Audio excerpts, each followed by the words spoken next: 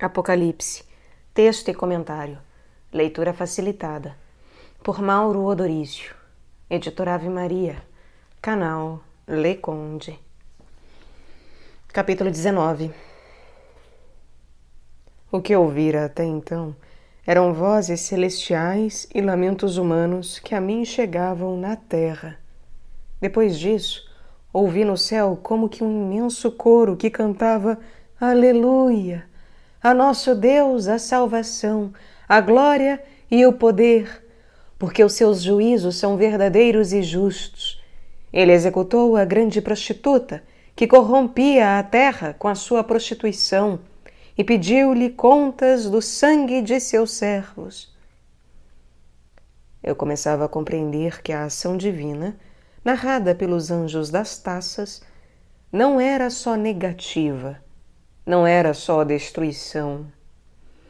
Algo salvífico aconteceria. Isto era o objetivo principal. Depois recomeçaram: Aleluia! Louvemos a Javé! Como acontecerá com Edom, assim se dará com a grande prostituta, pois sua fumaça sobe pelos séculos dos séculos. Então os 24 anciãos e os 4 animais prostraram-se e adoraram a Deus, que se assentava no trono, dizendo: Amém! Aleluia! Do trono saiu uma voz que dizia: Cantai ao nosso Deus, vós todos, seus servos que o temeis, pequenos e grandes. O convite feito aos servos, aos tementes de Deus, para que o louvassem, teve resposta imediata. Nisto ouvi como que um imenso coro, sonoro como o ruído de grandes águas e como o ribombar de possantes trovões, que cantava: Aleluia! Eis que reina o Senhor, nosso Deus, o dominador. Reafirmava-se a grande revelação da 7ª trombeta. Com o sacrifício do Senhor, reassumiu ele a realeza para sempre. A destruição da grande prostituta indicava não só o fim do império satânico, como também a substituição da antiga aliança. Começava uma nova ordem. Por isso, continuavam os cantores. Alegremo-nos, exultemos e demos-lhe glória, porque se aproximam as núpcias do Cordeiro. Sua esposa está preparada. Foi-lhe dado revestir-se de linho puríssimo e resplandecente. Isto me foi dito na aclamação. Compreendi de imediato o que significavam essas palavras, pois o linho são as boas obras dos santos. Ele me diz, então, o anjo forte que falara antes comigo e que agora me ordena, para que a revelação chegasse a todos, escreve: Felizes os convidados para a ceia das núpcias do Cordeiro. Disse-me ainda: estas são palavras autênticas de Deus. Eu não me continha mais ante tanta emoção pela qual passara. Prostrei-me aos seus pés para adorá-lo, mas ele me diz: não, não faças isso. Eu sou um servo como tu e teus irmãos, possuidores do testemunho de Jesus. Adora a Deus. As palavras me fizeram cair em mim, recordando que os anjos eram meros mediadores, que praticamente seriam dispensados deste serviço com o advento do Cordeiro. Passariam a ser membros da nova comunidade. Evidenciou-se ainda que a função dos anjos era anunciar e proclamar no Antigo Testamento a vinda e a missão do Senhor, porque o espírito profético não é outro que o testemunho de Jesus.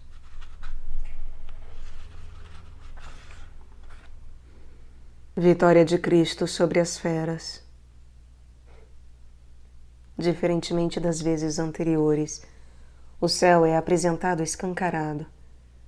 Chegou-se ao Novo Testamento. Surge um cavalo branco, natureza humana, e montando um cavaleiro, primeiro chamado de fiel e verdadeiro, e logo a seguir, de Verbo de Deus. Fala-se, portanto, da encarnação de Jesus. Sua arma é a espada que sai de sua boca. É seguido por anjos, exércitos celestes. Contra tal exército se reúnem as forças satânicas, auxiliadas pelas dos reis, pelas feras e pelo falso profeta que se colocaram a serviço do dragão. As aves são convidadas a comer a carne dos mortos vencidos. As forças do mal são derrotadas.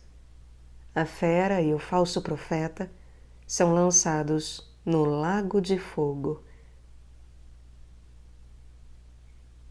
Chegou o momento decisivo e tão esperado.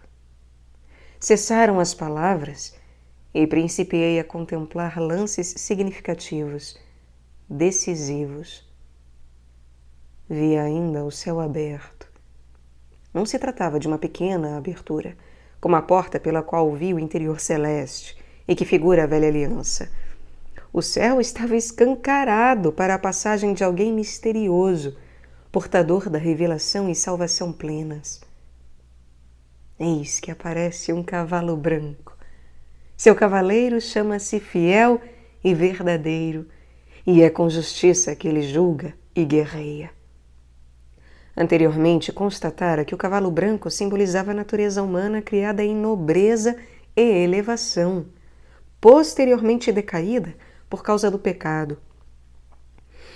O fiel e verdadeiro assume esta natureza, representada pelo cavalo branco, para reabitá-la. De imediato, não identifiquei com segurança. Todavia, não podia deixar de associar a esta a imagem do Filho do Homem sobre a nuvem branca. Não seria o anunciado descendente de Davi, que restabeleceria a justiça no juízo? Fui percebendo aos poucos que estava ante um ser divino.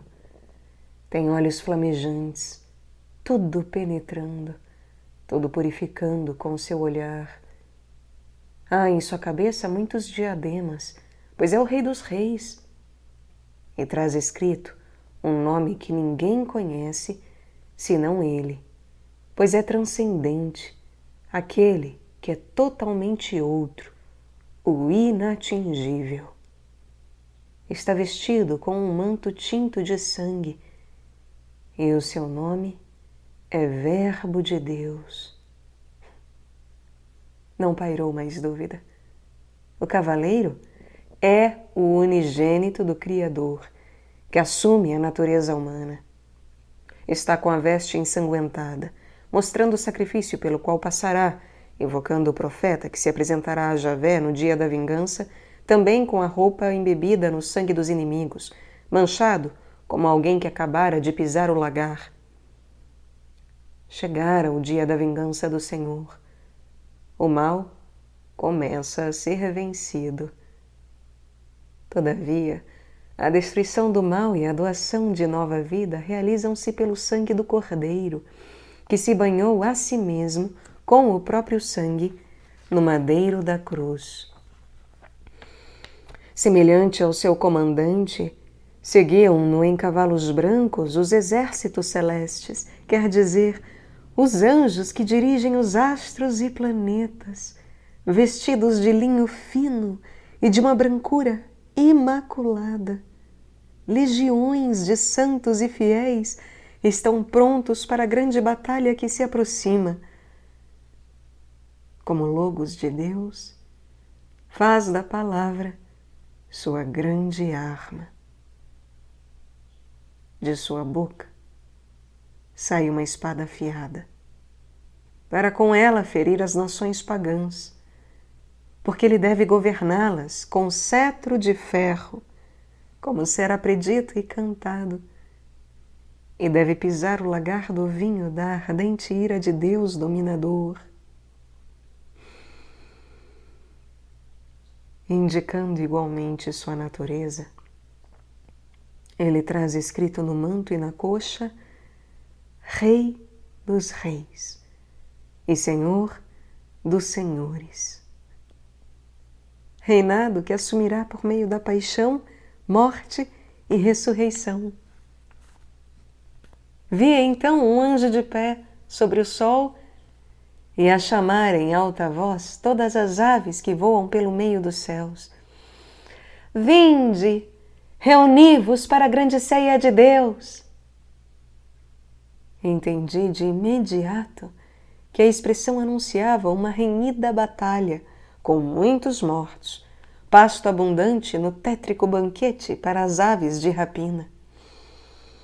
O anjo continuou, deixando mais clara a razão de ser para tão estranho convite.